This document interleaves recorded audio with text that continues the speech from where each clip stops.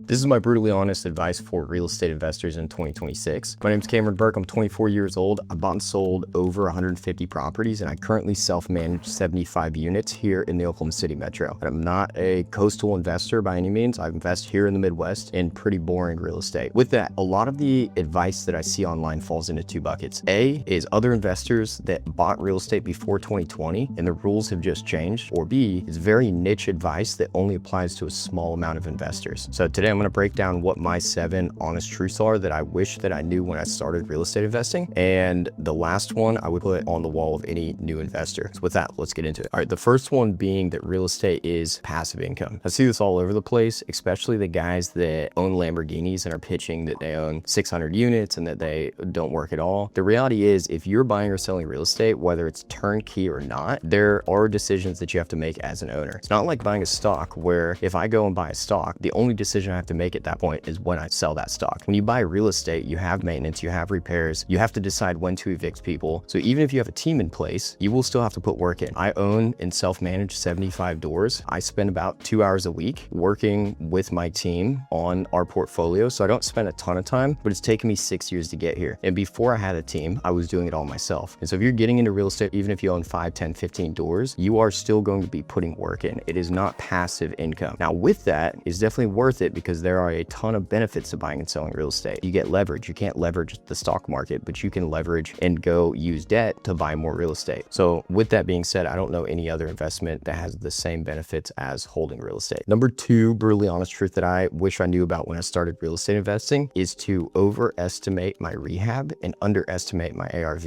A lot of investors, even experienced investors, get emotional when they're underwriting a deal. And what that means is they're looking at a deal and they're saying, okay, well, this is close to my house. This is going to be a good asset, rather than just sticking to the numbers. So here's 2 examples where I did and where I did not overestimate my rehab and underestimate my ARV. This house here, I bought last October. I got emotional about it. It was close to my house. It was in my hometown. I thought I should do pretty well on that deal. And so I bought it, and I thought because I got emotional and I didn't stick to my numbers that I could do the rehab for about $50,000. I also thought that it would sell for $185,000. Well, long story short, $65,000 in rehab later, and I decided to put it on the market. I did put it under contract at $185,000, but it didn't appraise there. It appraised at $175 or somewhere in there. Long story short, I walked away with $6,000. It was a loss in my book. The deal would have been better just not to have bought because it was a waste of time to make $6,000 after 6 months on a deal. This deal over here though, on the other hand, I underestimated my ARV and I overestimated my rehab. And I originally thought that I was going to spend about $45,000 to make about $35,000 in profit. I actually spent $7,000 and made $70,000. And so it was a huge win on this deal over here because I, once again, overestimated my rehab and underestimated my ARV.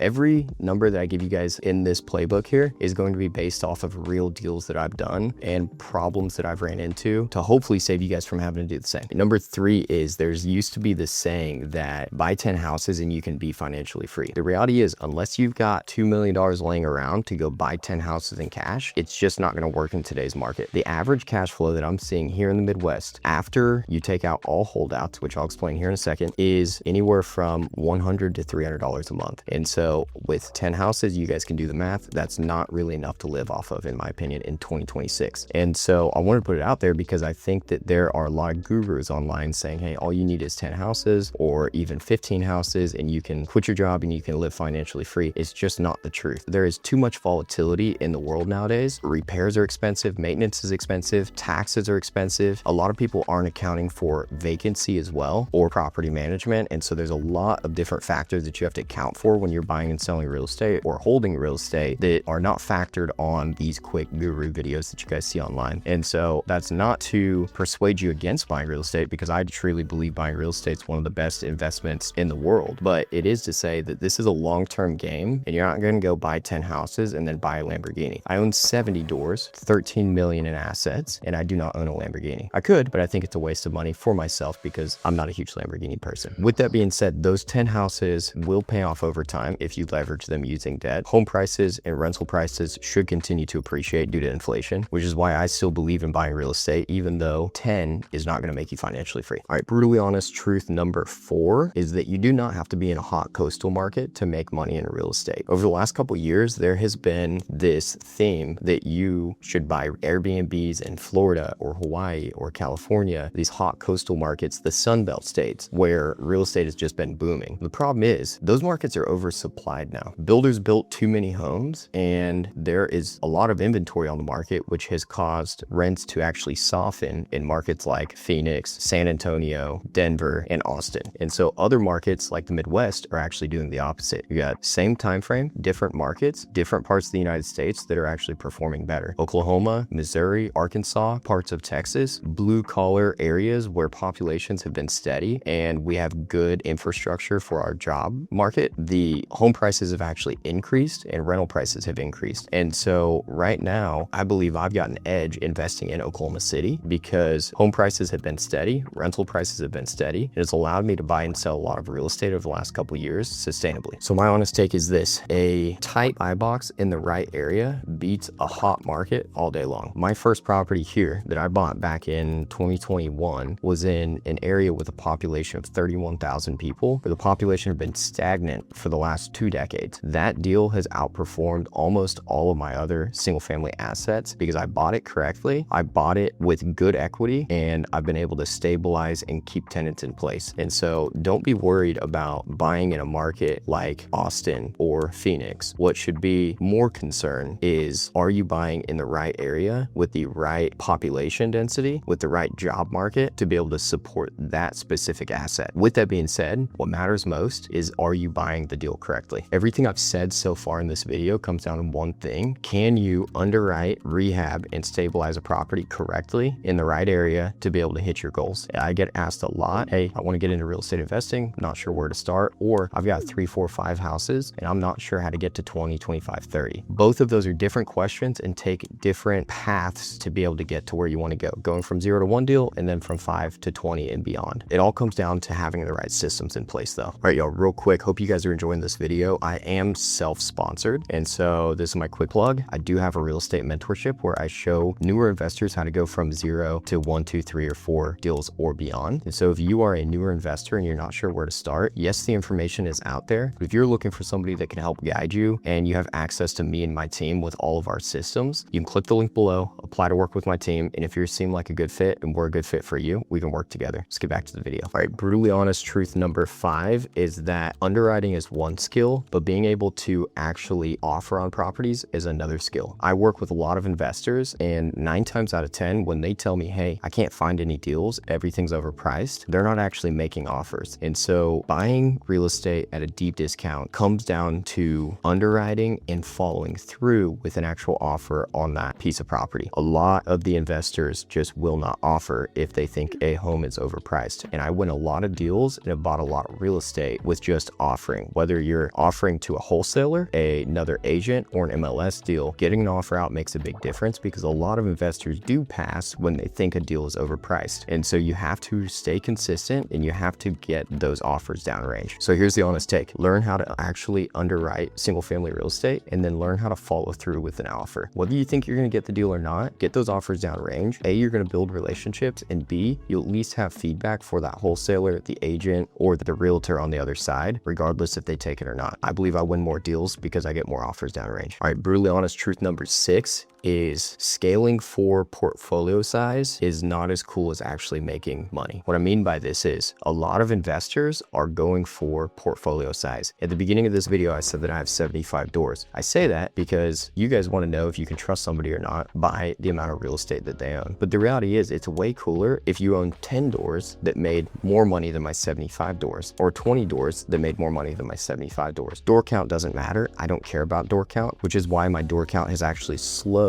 over the last couple years rather than increased, because I'm going for more net per deal rather than just trying to add doors. So don't let your ego get in the way. Don't worry about anybody else or how many doors they have. What matters at the end of the day is how much money you're actually putting in your pocket. And so I do not value my portfolio based off of my door count. I value my portfolio based off the equity that I have in place and the actual amount of cash flow that I make every month from my portfolio. This brings me to the last piece of brutally honest truths that I believe matters more than the other 6 in this video, and that is that you make your money when you buy. This doesn't make sense as a newer investor, but once you truly understand this is when I believe that I started making a lot more money. This is a deal that I'm buying right now. I'm buying this house for $52,000. I know that I've made my money on this deal because I could turn around and sell it for $90,000 as is without touching it. And when I'm looking at an asset, I'm asking myself, can I turn around and sell this to another investor and make money on this deal? If I cannot, it's typically not as good of a deal as I think it is. And so that should be a question that you guys are asking yourself. Are you making your money when you buy? Yes, you can force a deal and you can buy a deal that maybe you can't sell to another investor, but still makes money on it, but it is risky. When you know you can buy a deal and turn around and make $20,000, $30,000, $40,000 in equity or just in resale value is when you know that you've actually got a good deal. There's a lot of stuff that we can't control in today's market. We can't control interest rates. We can't control supply. We can't control what our market is doing, but we can control where we buy assets at and the price that we pay for them. And so if you are buying correctly, you should be making your money when you buy an asset. With that being said, if you guys made it to this part of the video, this is a little bit different video than I typically record. I hope you guys enjoyed it. Just to recap, we can only control what we can control. There is a lot that is uncontrollable in today's market. It's a lot of volatility around buying and selling real estate in 2026, but I still do it full time and I still know a lot of people that do as well. And so I know that it is feasible to go out there, buy deals and make money, create equity. So with that, I hope you guys enjoyed this video. Once again, if y'all are looking for someone that is unbiased to learn from, you guys can click the link below and apply to work with me. Like I said, we take on a couple new students. Otherwise, I hope this video adds value and I'll catch you guys later.